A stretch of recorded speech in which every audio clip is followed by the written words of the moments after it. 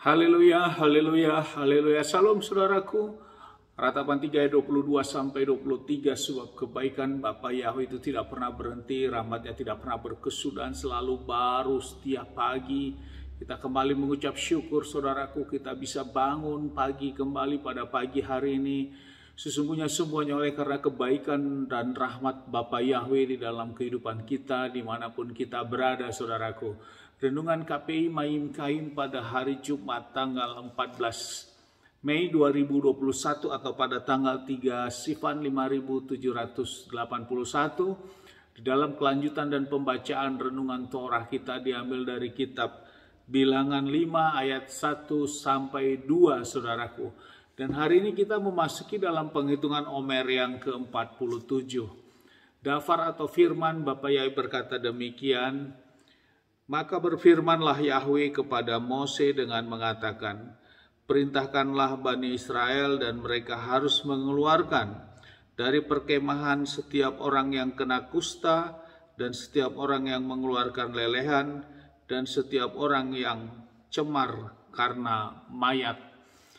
Saudaraku, perekop di dalam firman yang baru saja kita dengarkan atau dibaca tentang yang najis, saudaraku. Di sini, saudaraku, Bapa Yahweh memerintahkan kepada Musa dafar atau firman yang Bapa Yahweh sampaikan kepada Musa tentang hal kenajisan ini, saudaraku, yang meliputi tentang orang yang kena kusta, yang mengeluarkan lelehan, dan juga orang yang cemar karena mayat. Jadi bila kita pahami bahwa orang yang mengalami penyakit kusta itu adalah sesuatu hal yang najis, saudaraku, di dalam kehidupan bangsa Israel pada waktu itu, dan demikian juga orang yang mendekati mayat, saudaraku, yang mendekati mayat ini juga suatu kenajisan. Dan orang-orang yang seperti ini diperintahkan oleh Bapa Yahweh untuk dikeluarkan dari kemah, saudaraku. Karena mereka berkemah sesuai dengan kelompok mereka masing-masing. Dan bila ada yang mengalami hal ini, mereka dikeluarkan dari kemah tersebut. Berarti pada saat bangsa Israel saat berjalan juga, maka ada kelompok tersendiri tentang kelompok-kelompok ini, saudaraku, yaitu kelompok-kelompok orang yang mengalami kenajisan ini. Saudaraku, proses kenajisan ini akan bisa kembali menjadi tahir, saudaraku, apabila mereka juga melakukan perintah yang Bapa Yahweh perintahkan dalam hal menguduskan atau melakukan penahiran terhadap kenajisan-kenajisan ini. Dan khusus kepada yang penyakit kusta tentu dia akan tahir apabila dia kembali sembuh, saudaraku. Dan bila kita renungkan hal ini di dalam kehidupan kita saat ini, saudaraku, bahwa kita di dalam menjalani kehidupan untuk melakukan hukum-hukum Tuhan, hukum-hukum Bapa Yahweh ini, saudaraku, yang penuh tentunya dengan kita lakukan dengan kita harus berjuang, saudaraku, dalam menjalani kehidupan ini. Dan inilah ukuran kita masing-masing, saudaraku, Bapak, Ibu, dan adik-adik sekalian, saudara semua, dan juga saya memiliki ukuran masing-masing tentang iman kita, tentang bagaimana kita melakukan tentang kebenaran dan hukum-hukum Bapa Yahweh ini. Tentunya standarnya adalah standar Bapa Yahweh, bukan standar pikiran kita atau standar hati kita, bahwa kita menganggap bahwa saya sudah hidup kudus, bahwa saya sudah hidup benar. Saudaraku, bukan itu, saudaraku, tapi standarnya adalah standarnya Bapa Yahweh dan hukum-hukum Bapa Yahweh ini. Namun kita tidak perlu kita mengukur-ukur itu, saudaraku. Yang perlu kita lakukan saat ini adalah bagaimana merubah hidup kita yang tidak baik menjadi baik, saudaraku. Di mana hidup kita selama ini menjalani kehidupan yang tidak sesuai dengan hukum Tuhan, kita dikembalikan untuk berjalan sesuai hukumnya Tuhan atau hukumnya Bapa Yahweh ini, saudaraku.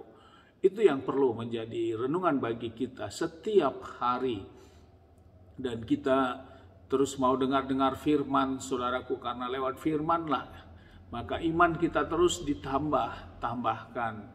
Tidak ada ruginya saudaraku untuk mendengar firman, untuk membaca firman di dalam kita menjalani kehidupan hari-hari ini saudaraku. Daripada waktu kita banyak duduk diam bersama gadget kita ataupun televisi menonton tontonan-tontonan yang tentunya sifatnya hanya untuk kepuasan saja saudaraku, untuk bermain gadget dengan melakukan komunikasi.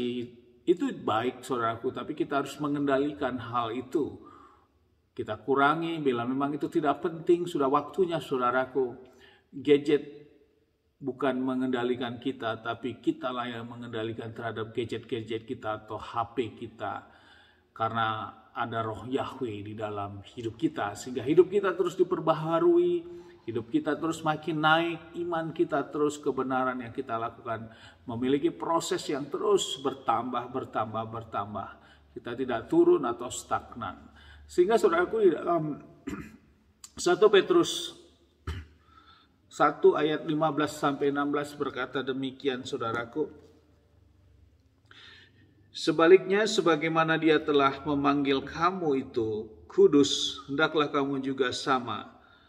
Jadilah kudus dalam setiap tingkah laku, sebab telah tertulis, jadilah kudus karena aku adalah kudus. Jadi ini adalah kehendak perjuangan kita untuk melakukan kekudusan dalam hidup kita. Karena Bapa Yahweh itu kudus, maka Bapa Yahweh juga menghendaki hidup kita juga kudus. Sampai kapan? Sampai kedatangan Yesus HaMashiach untuk menjemput kita bersama-sama atau secara pribadi nanti. Amin, haleluya, sukses besar buat kita maju terus dalam iman, dan kita tetap terus berjuang melakukan hukum-hukum Bapa Yahweh dan melakukan kekudusan di dalam hidup kita. Dan tempat ini saya berdoa, Bapa yang memberkati dan melindungi kita semua dimanapun kita berada. Bapa yang menyinari wajahnya kepada kita, memberikan kita kasih karunia. Bapa yang menghadapkan wajahnya kepada kita, memberikan kita damai sejahtera. Apapun yang kita kerjakan, apapun yang kita lakukan sepanjang hari ini, semuanya menjadi berhasil, dan kita orang-orang yang percaya kepada Bapa Yahweh, kita tidak dipermalukan.